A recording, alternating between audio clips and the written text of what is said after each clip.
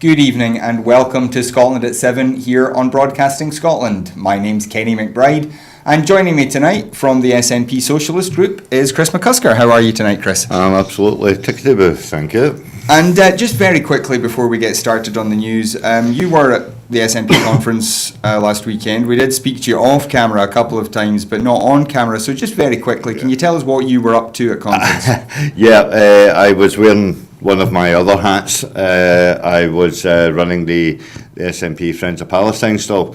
We had a very successful fringe on the Sunday night, which was attended roughly by about 70 odd people in conjunction with MAP, that's Medical Aid Palestine, and CSP. Excellent.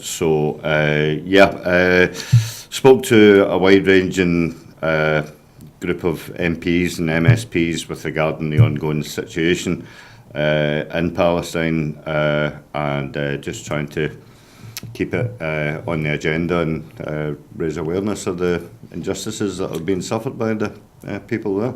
Excellent. Well, thanks for keeping up that other part of your activism. That's great. So our first story tonight, unsurprisingly, is Brexit. Today in the Court of Session in Edinburgh, the Scottish judges have delayed a ruling on whether or not Boris Johnson is in contempt of court. Lord Carloway, the country's most senior judge, said they needed to be sure that the Prime Minister did not try to block or sabotage the application for a delay that he was forced to make on Saturday night to extend Brexit until the 31st of January. The court's decision means that Johnson faces being held in contempt if the judges rule that he has failed to honour the pledges made to the court not to frustrate the extension process. Now, this all revolves around the letters that Johnson was required to send on Saturday requesting an extension from the EU. But of course, he refused to sign that letter. There was an accompanying covering note from the ambassador to the EU explaining why that letter had to be sent. And then Johnson added a second letter saying that he did not believe a delay should be granted. And that it was a corrosive idea. So we are now at the point where the court is seemingly not happy with Johnson, but again, because nothing has actually happened to determine whether or not this letter has had the effect it was meant to. They can't make a decision. So what's your take on what the court said today, Chris? Well, the court today, I would look forward them to carrying out the letter of the law and placing him under house arrest if he doesn't comply explicitly. If they find that he has not complied explicitly with the court findings, he is playing fast and footloose with the judicial system in order to get his way. So they really need to nip it in the bud. The letter that he sent was childish, any superlative that you want to add to that. It really just sums up the fact that we are not dealing with anyone with an ounce of professionalism, and it just shows his bloody mindedness that, he single-mindedly wants to get Brexit done. I hate to use that quote, so we can only tell what's going to happen within the next couple of days. But today's proceedings were more alarming than anything else, because if you include today's defeat, which was delivered by the Speaker, that I think that's 6 in a row. Yeah, well, certainly he has not had the greatest success in advancing his agenda, and yet somehow still his apparent goal of a no-deal Brexit still seems within his reach. Yeah. Despite all of these obstacles that have been put in his place, it does seem that there's still a possibility he can get what he wants. Let's not beat about the bush here, Kenny. This is down to the fact that there are certain muppets in the Labour Party who actually are entertaining his deal. And if they would toe the party line and get behind Corbyn in order to secure a vote of no confidence and possibly getting rid of Brexit altogether, then they really need to stand up and grow a pair. Do you know what I mean? In order to just end this absolute nightmare, because quite clearly he has dismissed the DUP. Because they have been thrown completely under the bus. And as long as he does that, as long as he plays, again, footloose and fancy-free with the judicial system and also with the Northern Ireland Good Friday Agreement, then, we will constantly be in this vortex, this Groundhog Day of Brexit, just churning round the same mince. Well, as you say, like Groundhog Day, the same things keep happening over and over again. The government did try to bring back the deal to vote on again today, and the Speaker, John Bercow, refused it. He said, in summary, today's motion is in substance the same as Saturday's motion, and the House has decided the matter. Today's circumstances are in substance the same as Saturday's circumstances. My ruling is therefore that the motion will not be debated today, as it would be repetitive and disorderly to do so. Now, this is effectively the same thing that happened to Theresa May when she was told that she couldn't bring back the same deal in the same parliamentary session twice. Once Parliament has decided, it's decided for that session. And so without any changes to the deal or what was being presented to Parliament at any rate, the Speaker is unwilling to let Parliament vote on it. This did seem like, again, the government trying to get round the fact that the Letwin amendment on Saturday had required the House to have more time to scrutinise the bill. Yeah, but notwithstanding is the fact that after the Speaker, John Bercow, had delivered his judgment, it then led on to an hour's worth of points of order which prevented Parliament discussing the Queen's speech. Or maybe should I rephrase that, and the Queen's Tory Party conference election programme. So again, it was stymieing Parliament doing its job. Now, I watched it right up until about 5:30 this evening, and it was only then that Jacob Rees-Mogg went to the dispatch box to update the Parliament on the next course of business. And and then that followed with a whole load of, which I believe we're going to discuss once we've done with Brexit, a whole series of questions about Northern Ireland. That could have been done a lot earlier and could have lent into further discussion. So I believe that the Jacob Rees-Mogg, by informing Parliament through a point of order on Saturday evening about the business on Monday, was premeditated and calculated to ensure that Monday was not an ordinary day of business. Yeah, I mean, it's a real kind of mess just trying to get anything else done in government at all in this country just now. This is, as you say, the Queen's speech has still to be voted on. That was given almost 2 weeks ago now. Yep. It was 2 weeks ago now.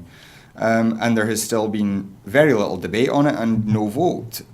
It's a vote that we're almost certain that Johnson will lose, which will be number 7, which would in theory cause the government to fall. Yeah. But we're just in this kind of no man's land where we know that the government is not able to command a majority of the House for virtually anything, and yet we're not getting the chance to actually throw them out of office. Which actually tells you an awful lot, because if the government of the day can't get on with day-to-day business, then it beggars belief as to why the electorate are not waking up to the fact that it is a non-competent government. And, you know, whilst we can all coalesce around the fact that, you know, or certainly the SNP want to have an election, you know, tomorrow, you know, it's again the humming and hawing from Corbyn as to whether, you know, he feels confident enough to go to the electorate. You know, I don't think he's actually mindful of what happens in Scotland. He's only caring about the electorate in England and Wales. I think Corbyn actually knows that Scotland is now pretty much lost. And it'd be interesting to see if there was any other MPs in Westminster who, you know, feels the same. Because, you know, throughout all this gesticulation and gerrymandering that's going on, it is ever edging us closer to being an independent country. You know, so, and they're just delaying it. To my mind, they're just delaying it. Do you know what I mean? So do you think that Corbyn would be willing to work with the SNP then, even though that would cause ructions in his own party? I think he has to work with the SNP. He's got no choice. He has to watch what he's doing. He can't enter into a formal coalition with the SNP. That would be devastating for him. An awful lot of English MPs wouldn't go for that. A lot of the English Labour activists wouldn't go for it. Even if they did, it would almost certainly sound a death knell if it's not already rang for Scottish Labour, because, you know, they would have no reason for being. Yeah. Because if Corbyn is openly working with the SNP, whose ultimate goal is obviously independence, then, you know, Scottish Labour would need to support Corbyn. And in effect, they would be supporting Scottish independence, you know, which completely turns the table on Richard Leonard. So Totally. are we still then looking at a situation where Jo Swinson is the barrier to getting some sort of agreement? She would like to, what's the word? She would like to come across as the one that's holding the swing of power. Again, I've mentioned it time and time again that she has to remember that she is the fourth party in Westminster at this moment in time. Therefore, is slightly down the pecking order when it comes to Corbyn talking to, you know, the likes of Ian Blackford. Obviously, you know, Corbyn's going to speak to Ian Blackford because he's got 35 MPs, as opposed to Jo Swinson, who's only got 18. So, you know, that it may be, you know, that's the way that the parliamentary arithmetic works. And she needs to accept that, and pretty toot sweet, if you don't mind me saying. Yeah. I mean, obviously, it's something where there does need to be some level of compromise, and it does seem, as you say, at this point that the Liberals are thinking they're a bit more important than they are, and they're the ones holding up the process. They always have done. So meanwhile, in Cardiff and Edinburgh, the Scottish and Welsh First Ministers have written a joint letter to both the Prime Minister and the European Council President asking for more time. This is so that essentially the Scottish Parliament and the Welsh Assembly can both properly scrutinise the withdrawal bill and give legislative consent to the parts that affect them. This is, we would have thought, until Brexit happened, until this Brexit process began, we would have considered this perfectly normal, that the other devolved administrations would get a chance to scrutinise. At the moment, it looks like they may not. Yeah, well, this is a very, very, very important point that you put across here, Kenny, which is legislative consent, right? Through the devolved arrangement that Wales and Scotland have with Westminster. Note that I didn't say Northern Ireland because that administration hasn't sat for over 1,000 days. You know, our legislative consent has been ignored once before. Now, this if they do it to Wales, what happens there, I don't know. but the letter that was jointly sent was correctly written. It was on proper state-headed paper. It was properly addressed, and it was duly signed by both ministers, something that Boris just couldn't do because it wasn't dot to dot, or it maybe involved a word search. So, we are, and I think I've again made this point countless times on this programme, is the fact that we are doing things properly by the law, following procedure, and it is done so in a way that we cannot be second guessed. We can't be questioned upon our actions. So from that point of view, it's up to the EU to decide whether they're going to accept Boris's letter unsigned and his second letter of sorry, I didn't mean to send that first one, please disregard. It is entirely up to the EU then, and it will then get bounced back to Parliament, judging on what the EU's term of extension is. But the wider questions again, which were asked in the chamber today in the House of Commons, is regarding these MPs who are speaking to the other countries in the EU to see if they could garner support for a veto, so that one of them could basically put a spanner in the works. I mean, we did hear today from Peter Altmaier, who's the Economic Affairs Minister in Germany.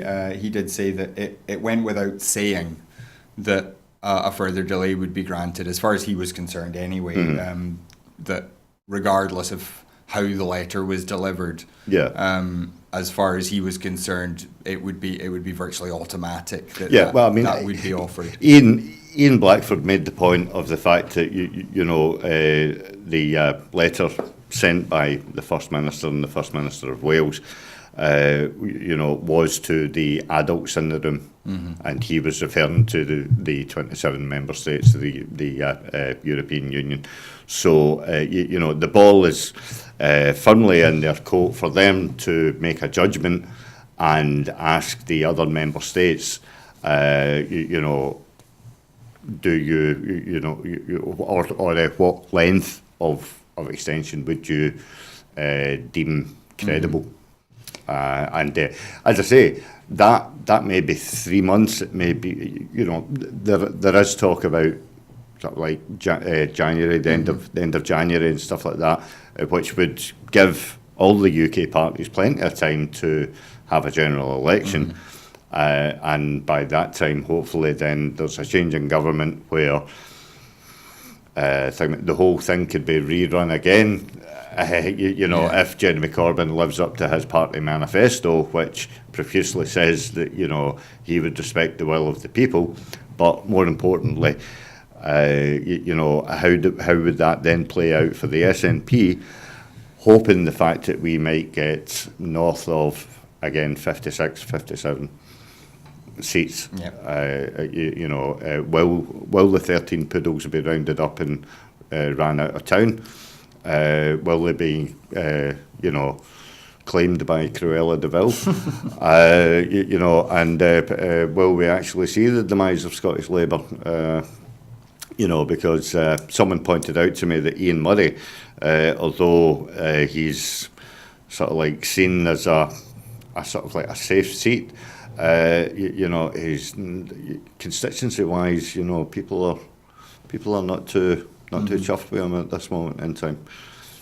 Yeah, it's. There's so many permutations that it's very hard to make any sort of predictions just now. We will of course keep looking at that. And we are hoping actually to speak to the SNP candidate, Katrina MacDonald. We've talked to her, and we're just trying to figure out a date she can come in and talk to us, because we are interested in seeing what happens. And if you find anything out, let me know, and I'll put my lottery numbers on. You know. We will do. Now, to circle back to something that we talked about just a minute ago, there were discussion in Westminster today about Northern Ireland. The Stormont Assembly was trying to sit today to have discussions on abortion and same-sex marriage. Now, these were legislated on by the Westminster Parliament because Stormont has not sat for over 1,000 days. Under normal circumstances, there should have been new elections called. That's the settlement in Northern Ireland says that if a government can't be formed between the two leading nationalist and unionist parties, then there should be new elections called. But it does seem very much as though the issues with the Tories working with the DUP at Westminster meant that there wasn't quite such a sense of urgency about that. So what do you make of the situation? First of all, with regard to Stormont not having sat for so long, and secondly, with regard to the changes in the law on abortion and same-sex marriage in the north of Ireland. I don't know enough about Irish politics, with regards to the DUP and Sinn Féin and stuff like that and all the rest of it, and I really should do a wee bit more homework on it. But to me, this is all over actions that the DUP took with regards to some moving of money. I think it was the Renewable Heat Initiative. Yeah. I think it was about a year ago or something like that, and why that wasn't put back into the various communities and stuff like that and all the rest of it. So Sinn Féin have got every right to be upset with the DUP. However, I think possibly Sinn Féin would, hold the key to the breaking the deadlock if they were to take their seats. However, I think it suits Westminster to be imposing, because make no mistake about it, it is direct rule over Northern Ireland at this moment in time. And if there was an organised and working Stormont, then I think the Sinn Féin would be putting an awful lot more spanners in the works, when it comes down to Brexit and the whole issue of the, apparently two individual borders around Northern Ireland and stuff like that. So I think it's convenient, and the Tories see it as convenient as to try and delay as much as they say that they wish to get the Parliament up and running again, and they're pulling out the stops to have frank and constructive talks and all the rest of it. I don't think that it's high up on their agenda. No. And as long as Ireland as a whole has got this impasse, then I don't think that they'll be able to move on, in any such meaningful. But by that token, if there is a general election, who's to say that the people of Northern Ireland may actually elect more Sinn Féin MPs? Who's to say? It's only 10 seats. Yeah. So, and they are stronghold counties that they are constituencies that they represent. But an awful lot of people in Northern Ireland must be severely cheesed off at how Britain is undoubtedly, treating the people of Northern Ireland. As I said earlier on, they have just thrown them under a bus. And for Boris Johnson to say that there is not a border down the Irish Sea is absolutely extraordinary. It's a clear border down the Irish Sea that he envisages. There will be border checks. One of the MPs, I think it's the independent MP for County Down, the woman, I can't remember her name. I think she's some sort of peer or something like that. It escapes me. Lady Herman. Yeah. She made the point this afternoon about someone buying organic food from Tesco's or something like that, getting it sent to Northern Ireland, and the tariff being imposed on that purchase, and you know, how would they get that money back from the British government and stuff like that, because the British government don't know that it's actually going to go over the border into Europe.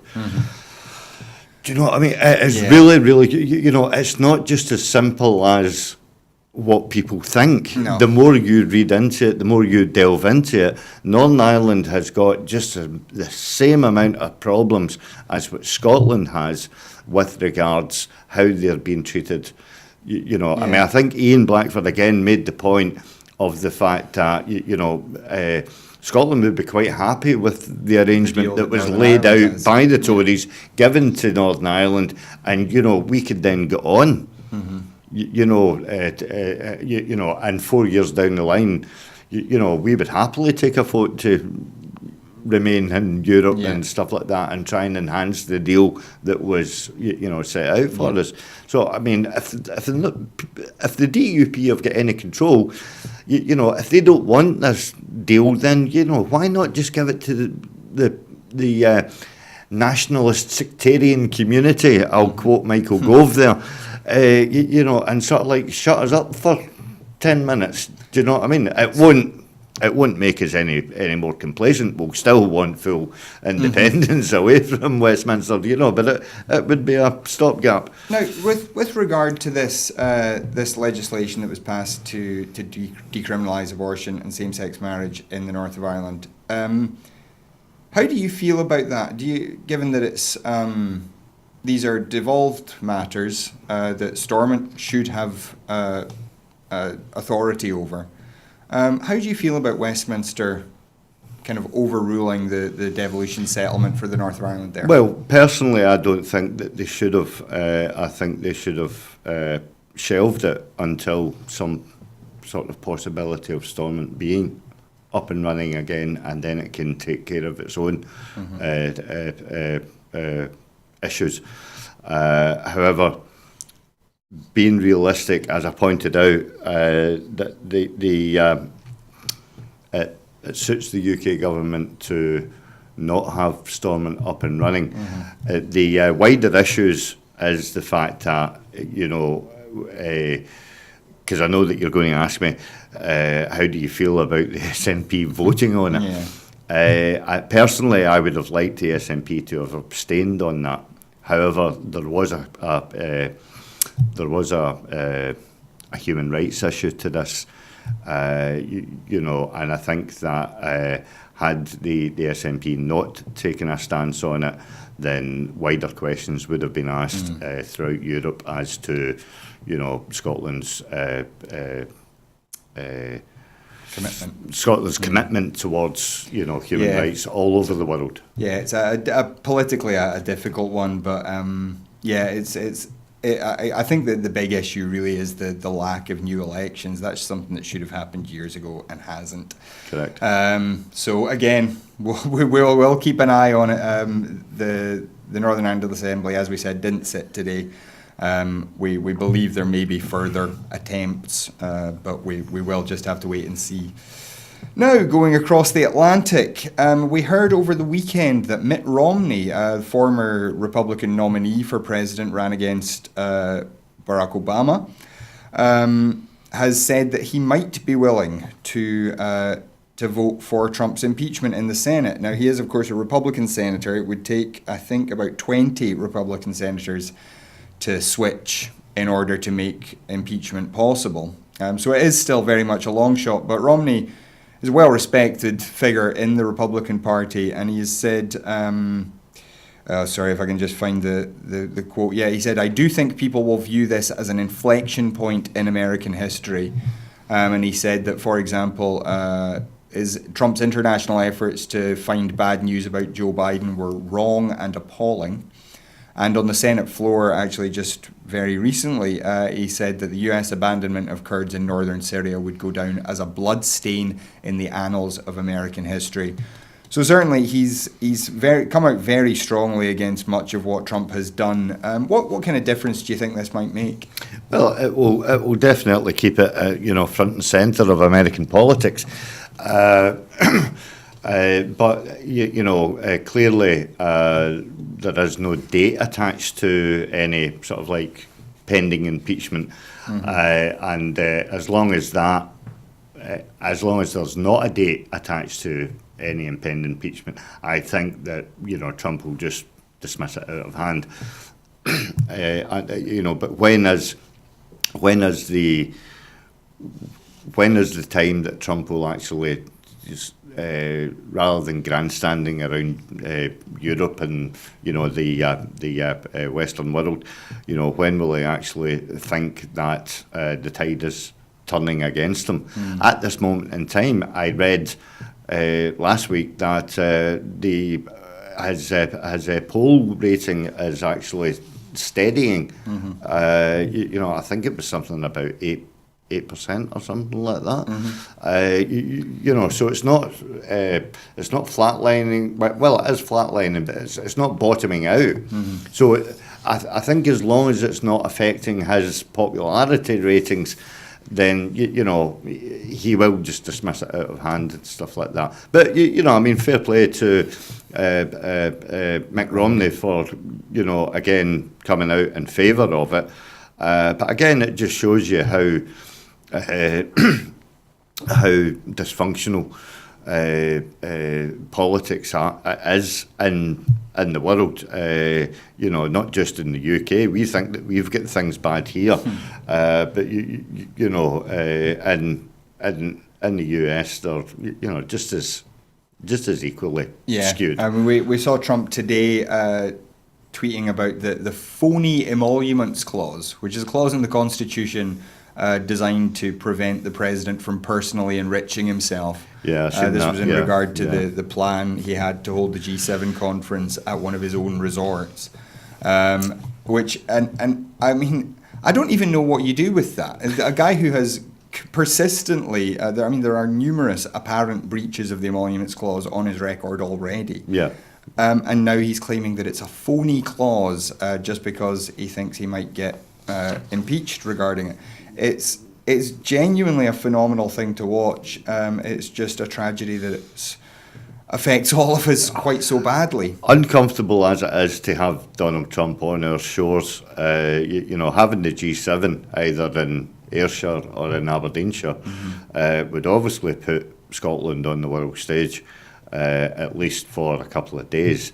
What could Scotland possibly garner in sort of like financial terms for holding the G7?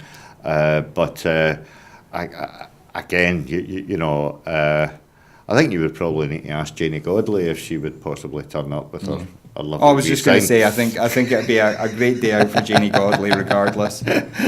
Anyway, on that note about the blood stain on American history, just looking at Syria now, at least 60 British children, which is twice as many as were initially thought, are still trapped in northeast Syria after fleeing areas that were held by the Islamic State during this recent escalation of fighting. This is coming from Save the Children. They have suggested that many of those children are under 5 years old. All were born to British parents who are suspected of joining ISIS. And while the British government has started to make efforts to bring home the children who have been orphaned, there has been less urgency behind those whose parents are still alive. Now, Save the Children, of course, have come out and said that children in Syria who have fled ISIS-held areas are innocent. We can and must give them the safety they need by bringing them to be cared for in the UK. Many of these kids have lived through fairly appalling brutality, including witnessing beheadings and other torture and other violence. Many have physical injuries and obviously serious psychological trauma. as a result of this. Of course, we heard quite a while ago now the story about Shamima Begum, the so-called ISIS bride, who had lost 3 children while in a camp in that region, and was not allowed to return to the UK. She was effectively stripped of citizenship. And in this situation, it seems that the children of those parents they seem to have been stripped of their rights as British citizens as well. What do you make of this? Well, I mean, situation? it's a pawn. It really is, because the children are being used as pawns in this whole sordid episode, which is constantly ongoing. The point that I made to you off camera when we were discussing this piece, that the UK government are only sort of like selecting a set few, which is the orphan children and stuff like that. However, the convention of law doesn't allow them to be identified as having, like uncles, grandparents, guardians and stuff like that, and all the rest of it, who may be resident here in Britain, totally British citizens, and stuff like that, to allow them to go down the avenues of full adoption and things like that, and all the rest of it. But equally, it has to be said that out with Syria as well, and I'm putting my humanitarian hat on here, because we've found out that this is certainly the case in France and Belgium. That is Eastwood Refugee Aid. There are children still displaced without parents, and who are being looked after by elder refugees in the, and I hate punctuating in the air, but I will do it for this purpose, camps in France, because make no mistake, there are still camps in France. Yeah. It's not on the scale of the jungle or the Grand Synth. But these smaller sort of like satellite camps are of between 10, 20, 30 odd people. And some of them are looking after children who don't have any parents with them, and the British government are doing nothing about that. And neither has Save the Children, to be quite frank. They seem to be turning a blind eye on. Maybe they're not turning a blind eye. That's a silly statement to put out there, folks. But what I mean is, from my point of view, they're concentrating too much on Syria and not concentrating enough, on the wider disbursement of refugees. And again, I stress that I'm speaking on authority on this. Eastwood Refugee Aid are actually in the process of trying to go back out in the second week of November. The reason that we selected that date is because we were thinking about the 31st of October and how we would be treated at the border at Dover. Because we have found out that in order to drive in France, we need a separate driving permit. And if we want to go to Belgium as well, to the kitchen there, which is run by Aid Box Bristol, we would need a separate license, a separate permit for Belgium as well. So that begs the question, it's taken out a wee bit from the refugees, but the average family who would jump in their car and drive to Portugal for their summer holidays, they would need 3 different permits in order to get through Europe.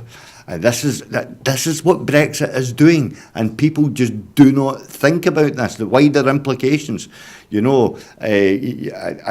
again, going back to the whole situation of refugees, and I know that they don't have driving licenses and stuff like that, but as humanitarian aid workers, this severely hampers us to being able to support our friends, which we do at Care for Calais, who have a wider reach, a wider outreach of support for refugees in the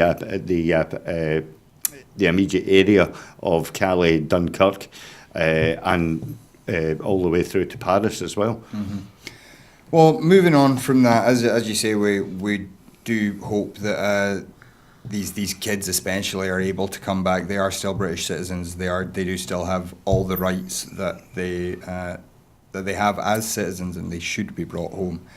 Anyway, moving on to this rather disturbing case in Slovakia of the murder of an investigative journalist. 4 people have now been arrested.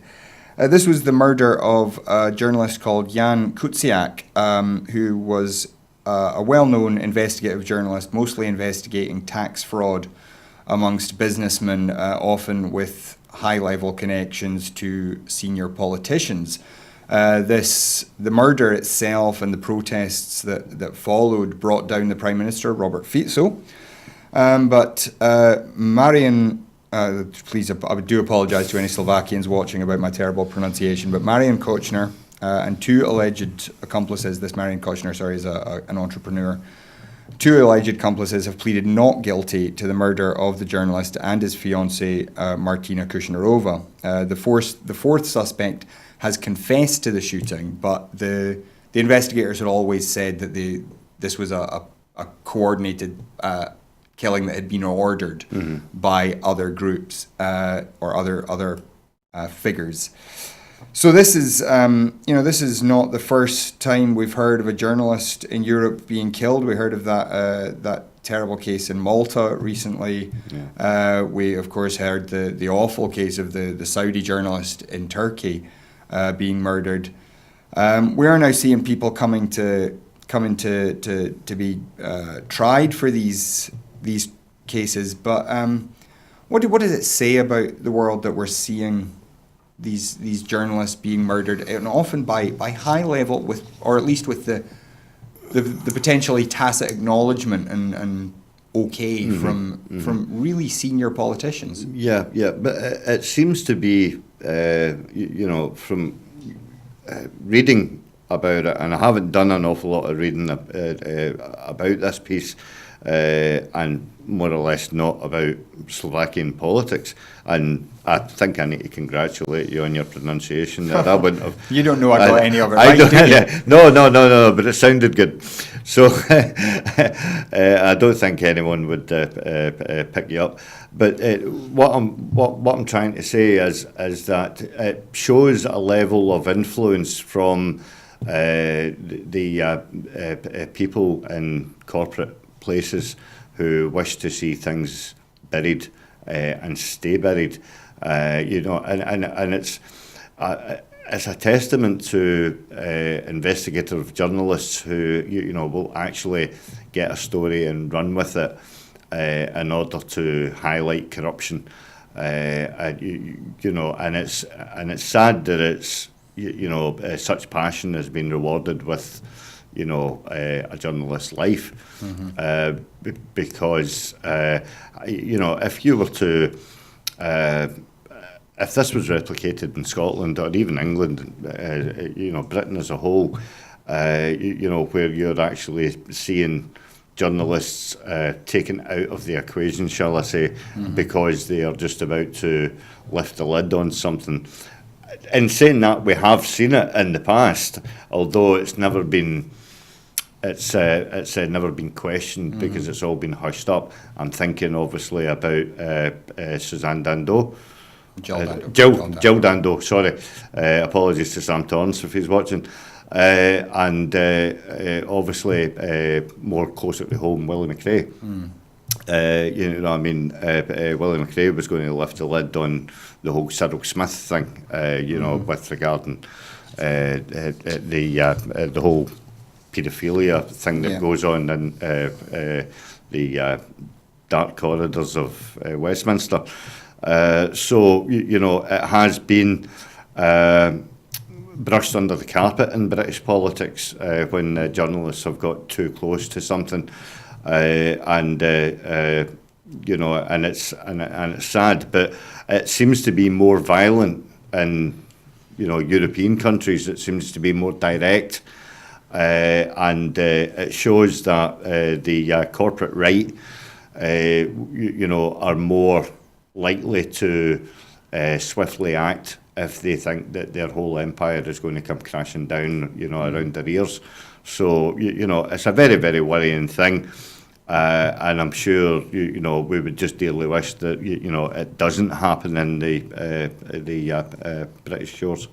Yeah, absolutely. I mean, I don't think anyone at Broadcasting Scotland is likely to be under that kind of threat, but we do obviously have a great deal of sympathy for journalists everywhere. It's not an easy job, especially when you're digging into the affairs of very powerful people. It can be intimidating, even if it's not always life threatening. There is often a lot of resistance that you have to get past, and for journalists to lose their lives just for trying to report the truth is simply not the way we want the world to be. Anyway, moving on, we've had some projections about Scotland's population growth. Scots are expected to live longer, but inward migration will be essential to ensure that the country's population continues to grow, according to national statistics published today. The figures project that there will be 240,000 more pensioners over the next 25 years, which is an increase of 23.2%, while the working age population will reduce by about 7,000. No natural growth is expected, which means that deaths are expected to outweigh births each year from now on, with the only population increase coming from inward migration. So life expectancy is projected to increase, which is good to hear. The gap between male and female life expectancy is expected to narrow. A baby girl born in 2043 will be expected to live to 83.8 years, and a baby boy would be expected to live to about 80.6 years. So that much is good news, but this idea that we need immigration in order to maintain a younger working population is something we've been talking about for quite some time, and in the context of Brexit, obviously it becomes an even bigger issue. We've had a lot of inward migration from young people coming in, working in all kinds of industries across Scotland, and that may be something that we struggle with now in the future. What do you think about these figures generally and what they mean for Scotland's future? Well, I mean, the figures, of course, have to be welcomed, but it strengthens the case for Scotland to be in control of its immigration policies. Countless times our politicians, and I think the viewers must be fed up of hearing our politicians, plead with the government in order to at least devolve immigration to Scotland. They won't do that now because that basically allows us to say, right, well, we've got policy over immigration, we should then be able to be in the single market and the customs union so that we can allow for freedom of movement and stuff like that. So, they're not going to do it, and we won't be able to act upon this until we are independent. Yeah, we've often been told that this would be impossible, that we couldn't possibly have different immigration rules in Scotland than we do elsewhere in the UK. It's not true in other countries, within both Switzerland and in Canada. The cantons or the states can set their own policy within a certain framework. But Quebec, for example, has different immigration rules from the rest of Canada, and the cantons in Switzerland have a lot of freedom about negotiating who's allowed to live where. Even if you look at Spain, for argument's sake, and if I can just take this as a point in question, because it's always puzzled me, the Canary Islands are owned by Spain, but the Canary Islands are not in the EU. Yeah. So, do you know what I mean? How do you square that circle? That they can have their own immigration, and I know an awful lot about the immigration laws to the Canary Islands, especially one, Lanzarote. Basically, they would welcome you if you've got 35,000 euros in the bank. You had secured or are a likely candidate to secure full-time employment. that 35,000 obviously sustained you in order to put down roots, whatnot, what have you, and you know, you would still retain obviously your you had a British passport if you didn't have a European one, i.e., you know, an Irish one. So you know, how do you if it works for Spain, if Spain can nuance a deal that suits Spain and it suits the outlying Canarian Islands, then, you know, why can't Britain? Well, we have a similar situation with the Channel Islands or the Isle of Man. Gibraltar, or even Gibraltar. There are precedents for this elsewhere. And it was. I noticed that it was unreported. It was on the Olive Press, which I get updates with regards to Gibraltar, that 2,000 anti-Brexit campaigners were on the border of Gibraltar and Spain, protesting against the ludicrous situation that is Brexit. And, you know, I never seen that in the Guardian, I never seen that in the Times, I never saw in the news at all, no.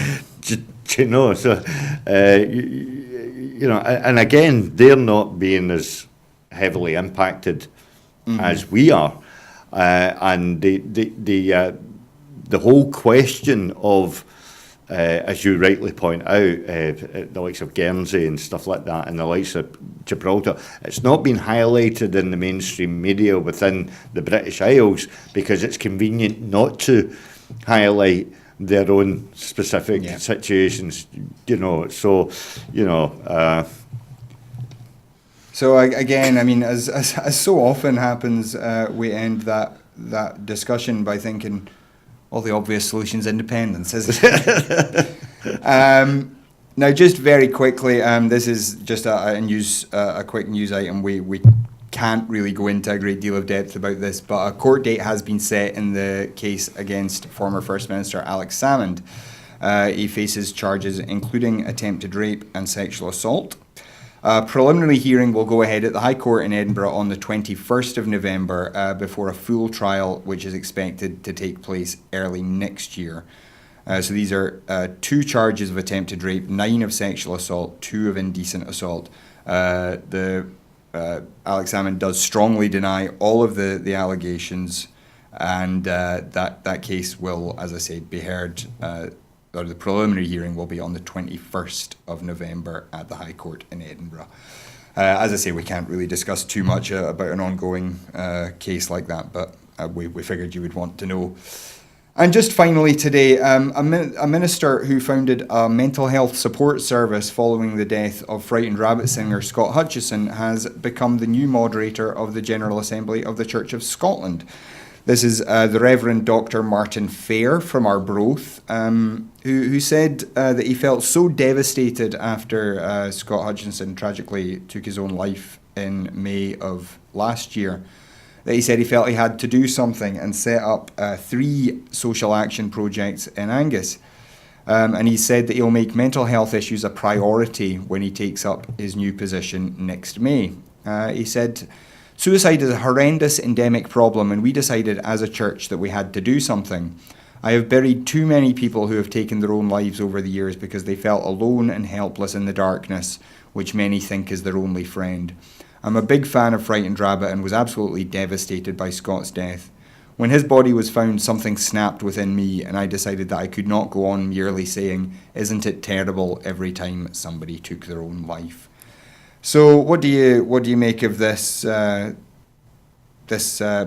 that the new moderator is planning to make? Well, it's welcome. I have done work with a friend of mine, Lee McCulloch, who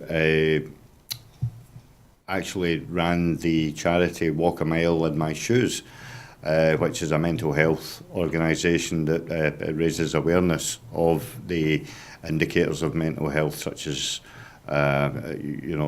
low mood and depression and anxiety and stuff like that. Mental health, obviously, in its worst scenario, can trigger suicide, which is a horrendous thing. The position that we find ourselves now in is that we are talking about mental health far more than what we ever did, especially when I was a kid. I mean, everybody's own perception of mental everybody's own perception of mental health is unique to them. And that's obviously down to a person's circumstances and stuff like that, which includes their background. So if anybody can bring it to the fore and do something to try and prevent the tragic rates of suicide, then it has to be welcomed, regardless of their faith denomination. I mean, I famously, if I'm allowed to mention it, Neil Lennon, the Celtic football manager, suffered greatly from mental health illness, and at his lowest ebb, I was really, really worried about him. We done a gig in Edinburgh when he was the Hibernian manager, again in support for Walk a Mile in My Shoes. So there can't be too many people to highlight the issues of mental health, and especially the desperate people that take their lives from it. But one thing has to be mentioned quickly, if I possibly can, is that again, if Scotland had control over its drug policies, we could attack this from a different angle. In the hope that we could possibly prevent people from contemplating suicide. But again, it shows how ham-fisted that we are because of Westminster. Because the wider ramifications of someone's drug misuse, coupled alongside the fact that they have a mental health issue, it only goes to show that we need a well-balanced and nuanced approach towards it, and it has to be a double-headed attack on it. It has to come from the NHS, but again, it has to come from social avenues as well, in order to sort of stop it.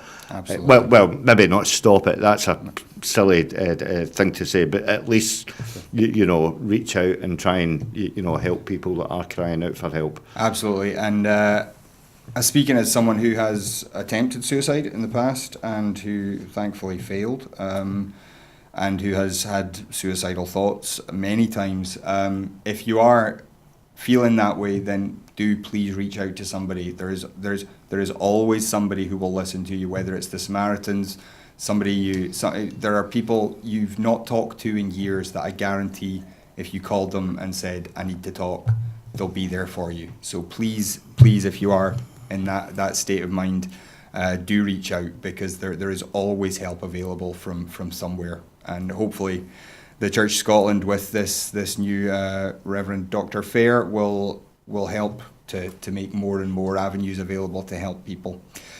That is unfortunately all we've got time for tonight, so thank you very much for joining us. We would remind you, as always, making TV programmes is an expensive business, and your £5 a month can make a huge difference in helping us to keep the lights on here, to develop our programmes, to make more programmes, new programmes, to do more outside broadcasts. There's any number of things that this channel could do if we have the resources. So do please, if you can afford it, go to broadcastingscotland.scot/register, sign up as a supporter for £5 a month. You can make a huge difference to this channel. And all that's left for me then is to thank Chris for coming in. Thank you, Chris. It's been a pleasure as always. Thank you, And to Ken. thank you for joining us. This has been Scotland at 7 here on Broadcasting Scotland. Good night.